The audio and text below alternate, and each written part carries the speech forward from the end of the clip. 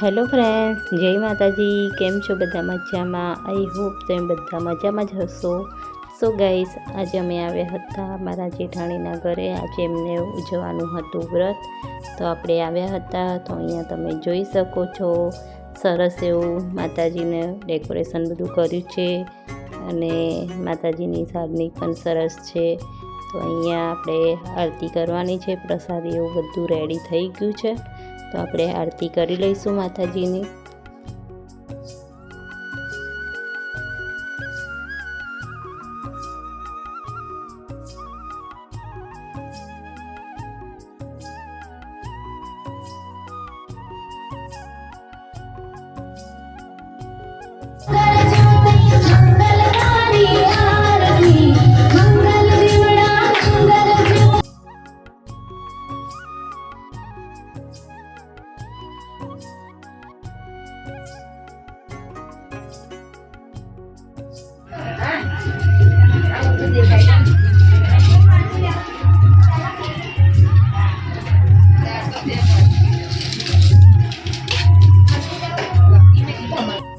So guys, અહીંયા અમે જમવા બેસી ગયા છે. 10 ગોયણી છે, માતાજીની 10 ગોયણી કરવાની હોય છે વ્રતનું ઉજવણું કરીએ ત્યારે. ને અત્યારે મારા જેઠાણી છે એ બધાને ચાંદલા કરીને નાળા છડી એવું બાંધી રહ્યા છે. તો ચાલો જમવા માટે.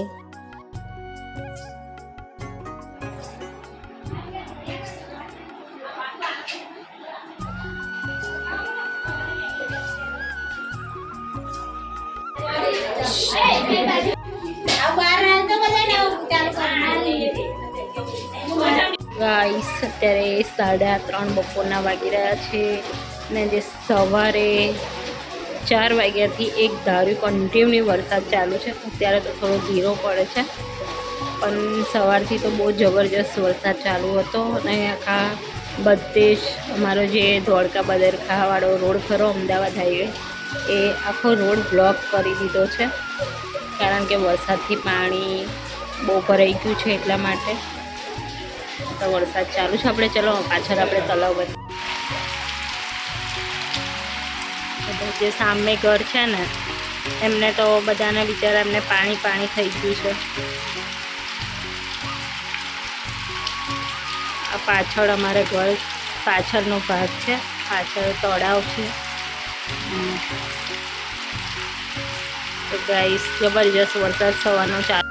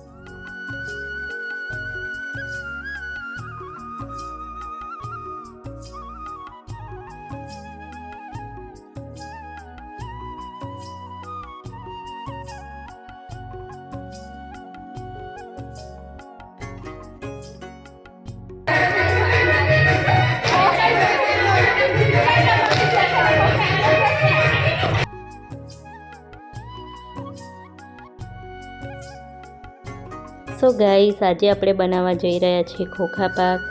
તો અમે આને ખોખા પાક કહીએ છીએ, તમે આને સિંગ પાક પણ કહી શકો છો. તો કઈ રીતના બનાવો એ હું તમને વિડીયોમાં જણાવીશ. તો અહીંયા આપણે કાચી સિંગ લીધી છે, સિંગને શેકી લેવાની છે. તો સિંગ આપણી સરસ શેકાઈ ગઈ હતી. ત્યાર પછી આપણે એને ઠંડી થવા દેવાની છે. ઠંડી થઈ જાય ત્યારબાદ આપણે સિંગના જે ઉપરના ફોતરા છે એ કાઢી લેવાના છે, આ રીતના હાથની મદદથી. તો તમે ના શેકો તો પણ ચાલે, પણ શેકો તો આપણાને સિંગ પાક કંઈ નડે નહીં, એટલા માટે આપણે શેકવાની છે. તો અહીંયા આપણે સરસ સિંગ શેકાઈ ગઈ હતી. ત્યાર પછી ફોતરા પણ અહીંયા થોડા રહે તો ચાલે. ત્યાર પછી આપણે મિક્સરમાં કટ્સ કરી નાખવાનું છે. તો અહીંયા તમે જોઈ શકો છો મિક્સરમાં કટ્સ આપણે આ રીતના દરદરું રાખવાનું છે, બહુ ઝીણું નથી કરવાનું. દરદરું રાખશો તો એનો ટેસ્ટ સારો આવશે. તો 1-2 વાર ફેરવીને તમારે સિંગને આ રીતના ભૂકો કરી નાખવાનો. ત્યારબાદ આપણે અહીંયા લીધી હતી ખાંડ તમે તમારે જેટલો ગળ્યું જોઈએ એ પ્રમાણે તમે ખાંડ લઈ શકો છો. ત્યાર પછી આપણે થોડું કડાઈમાં પાણી નાખ્યું હતું, અડધો ગ્લાસ જેટલું પાણી નાખ્યું હતું. અને અહીંયા આપણે ખાંડની ચાસણી કરવાની છે. આ તો મેં જલ્દીમાં બનાવ્યો છે, એટલા માટે હું આખી રેસીપી તમારી સાથે શેર નથી કરી શકી. તો આપણે ચાસણીને આપણે જોઈ લેવાનું છે કે બરાબર 1 તાર જેટલી ચાસણી કરવાની છે. ત્યાર પછી આપણે ધીરે ચાસણી બન્યા પછી આપણે ધીરે જે સિંગનો ભૂકો કરીને રાખ્યો હતો એ નાખવાનો છે. તો અહીંયા તમે જોઈ શકો છો આ રીતના થોડીવાર આપણે ગેસ ઉપર રાખીને હલાવવાનું છે. જો તમે આ રીતના થોડીવાર હલાવશો તો તમારું બેટર એકદમ સરસ કઠણ થઈ જશે. તો અહીંયા તમે જોઈ શકો છો થોડીવાર આપણે એને કઠણ થવા દેવાનું છે. સિંગ પાકનો ટેસ્ટ વધારવા માટે આપણે ઇલાયચી પાવડર અને જાયફળનો પાવડર એડ કરવાનો છે.